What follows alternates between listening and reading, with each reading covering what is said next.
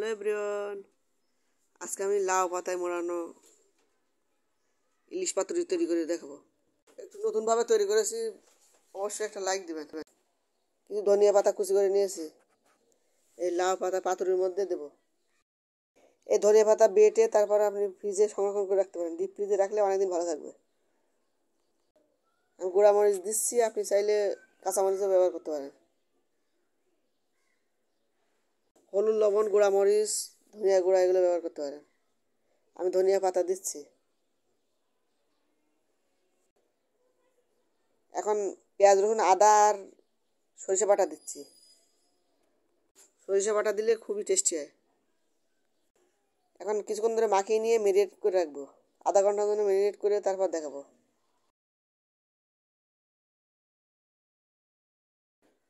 এর মধ্যে ধনিয়া পাতা দিয়ে তারপর মেরিনেট করে রাখছি। এখন লাউ পাতার মধ্যে দিয়ে পাতুরি তৈরি করব।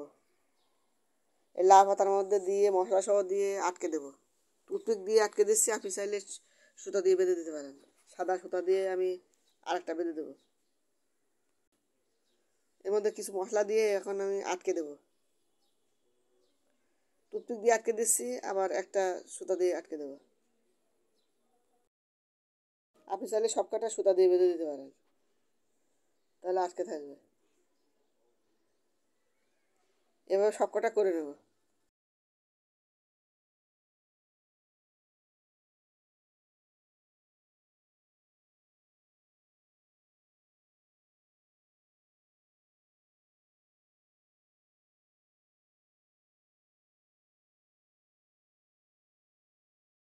এভাবে সব কটা তৈরি করে নিয়ে তারপর আমি ভাপে দেবো, ভাপে দিয়ে সিদ্ধ করে নেব।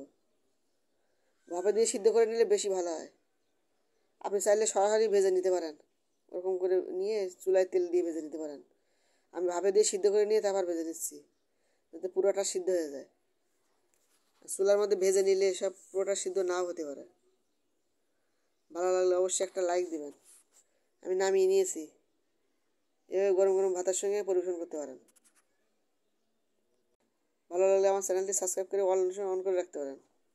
নতুন নতুন ভিডিও দেওয়া মাত্রই আপনার সবার আগে আপনার কাছে পৌঁছে যাবে। এভাবে ভেজে নিয়ে নামিয়ে নিচ্ছি। আমি সুতা দিয়ে বেঁধে দিয়েছি আর টুথপিক দিয়ে আটকে দিয়েছি।